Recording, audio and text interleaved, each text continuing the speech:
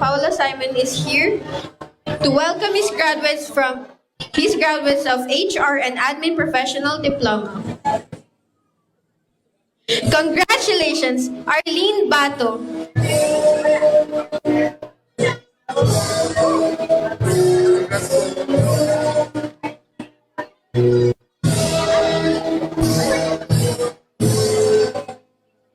Congratulations, Merlene Joy Besario, top 2. Congratulations, Princess Diane Castillo.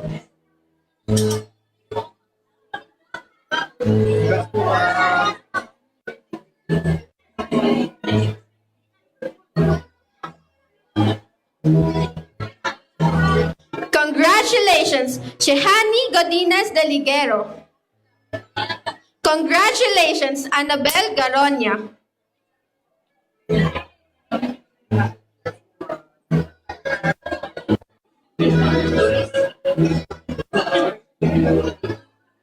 Congratulations, Marifine Jimenez.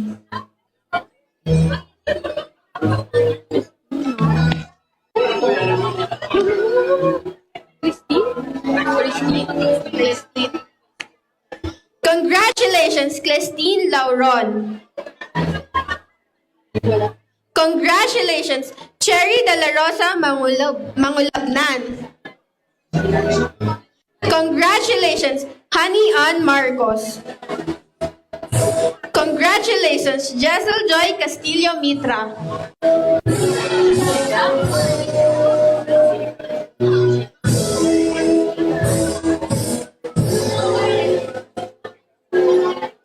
Congratulations, John Michael Montarde, top 1.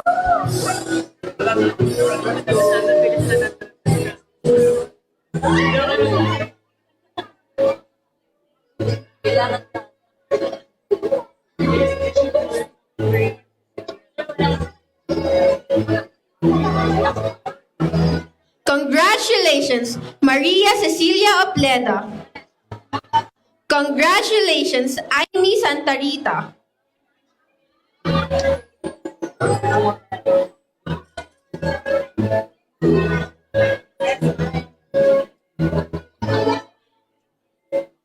Congratulations, Alida Sariola Tongco. Top 3.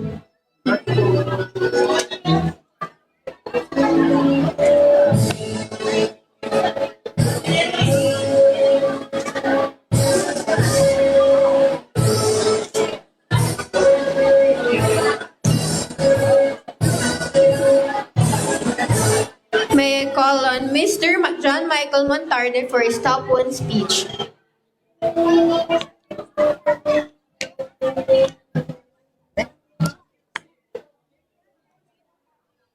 Good afternoon, everyone.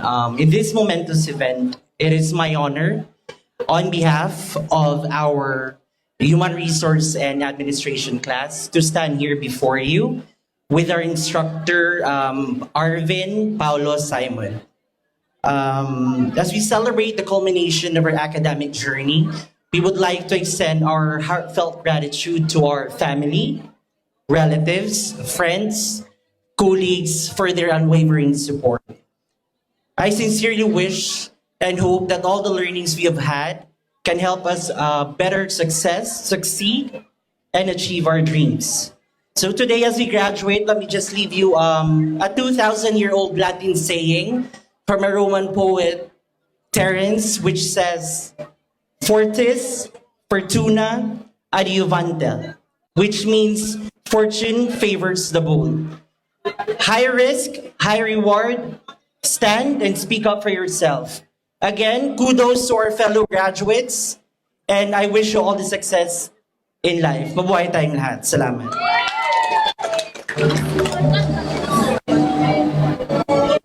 Again, that is Mr. John Michael Montarde. Okay, you may now move forward for your group photo.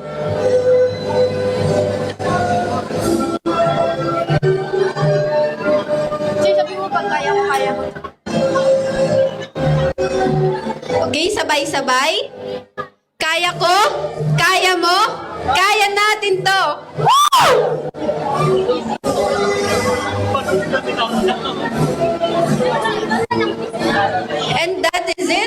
graduates of HR and Admin Professional Diploma. May I call on Mr. Darwin Montegudo to welcome his accounting...